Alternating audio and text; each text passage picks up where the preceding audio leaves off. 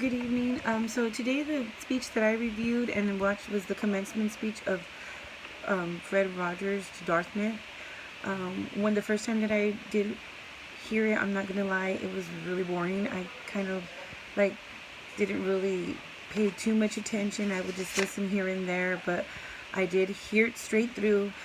And then the second time that I heard it, I actually paid attention and listened to other little things, like the little stories that he was giving, the little examples that he gave, like the example of the child, the little boy that fell, that he fell and he skinned his knee, and the autistic little girl kissed it and told him that it was going to be okay, and how the other students, the other 10 students, went back and they got all locked arms and they picked up and they all finished the race together. At first, when I was hearing that speech, I did not hear anything about children. I didn't even know that there was an example in there of that.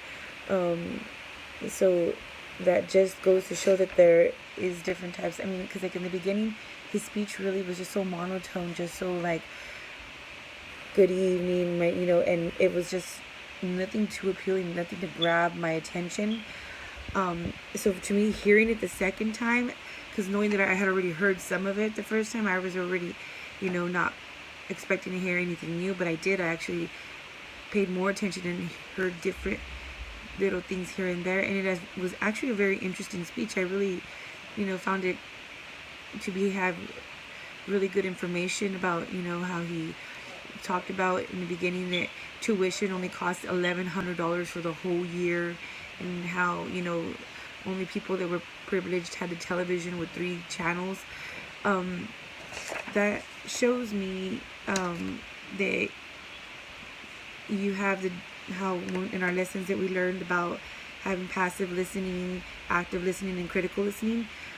And the first time that I heard the speech, I was actually doing the passive listening. I was just trying to listen without retaining anything. I couldn't even remember, honestly, what went on in the speech.